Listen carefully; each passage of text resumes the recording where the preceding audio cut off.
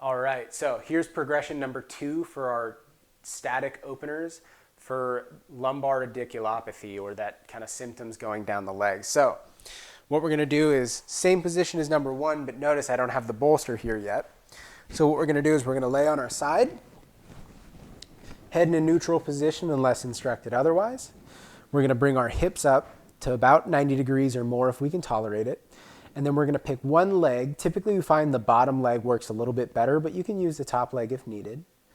And we're going to take that leg and we're going to hang it off the table a little bit. So knee is about 1 hand width off.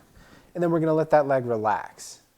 And what that does is the weight of the leg helps to kind of pull our hips over a bit, which helps to flex the low back and helps to open that space, helping to relieve some of the symptoms in the top leg, okay? So always making sure top leg is on top. You can pick either top leg hanging or bottom leg hanging, whatever feels most comfortable, and allowing the low back to relax. So I'm going to show you on the other side just with the bolster here.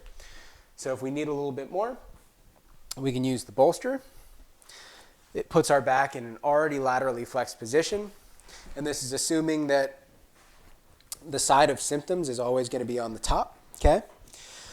And so what this does is it helps to flex up, one leg comes off, relaxes, and we should notice that it starts to open up the low back, okay?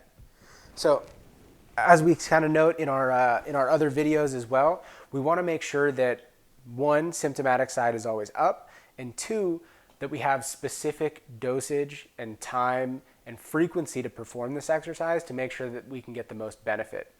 So if you stumble upon this video and you haven't had somebody check you out and do a proper exam and provide that information to you, we highly recommend it. If you're a patient of ours, make sure you stick to the dosage that we recommend so that we don't aggravate symptoms and we can get the most relief.